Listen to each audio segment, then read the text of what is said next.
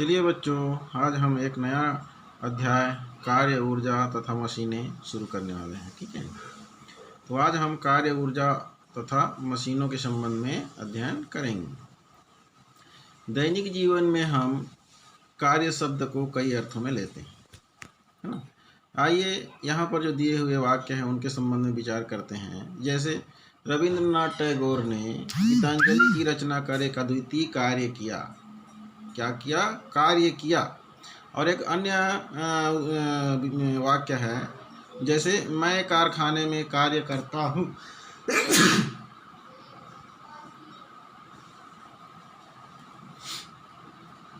यहाँ पर जो कार्य लिखा है और पहला वाला में जो कार्य लिखा है, उन दोनों में अंतर को समझिए।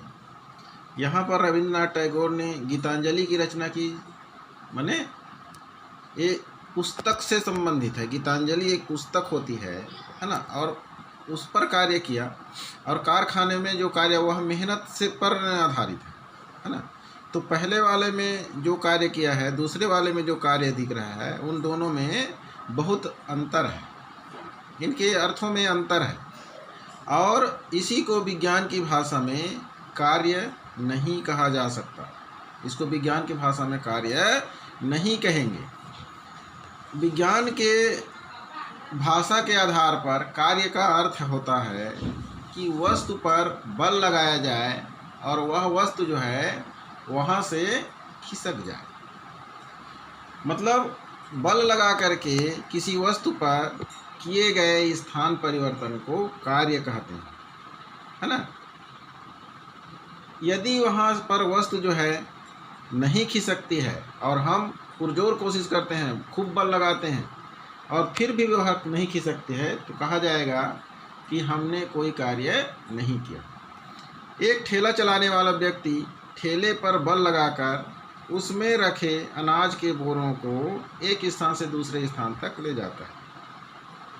मतलब इसमें व्यक्ति द्वारा कार्य किया जाता है। ठेला जो है कि स्थान से दूसरे स्थान तक चला जाता है, माने स्थान परिवर्तन हो जाता है ना। यदि बल लगाने पर भी उसमें विस्थापन नहीं होता है तो ऐसा माना जाता है कि ठेला चलाने वाला व्यक्ति द्वारा कार्य नहीं किया गया। अतः स्पष्ट है कि कार्य होने के लिए बल लगाने के साथ साथ विस्थापन भी होना जरूरी है। अगर बल लगाते हैं, विस्थापन नहीं होता है, तो उसको कार्य नहीं समझा जाएगा, है ना। तो कार्य होने के लिए बल के साथ साथ विस्थापन भी होना आवश्यक है। अब हम चलो देखते हैं कार्य और ऊर्जा, है ना। आलू का बोरा लेकर सीढ़ियों पर मान लो कोई व्यक्ति चढ़ता है, तो उसके द्वारा किए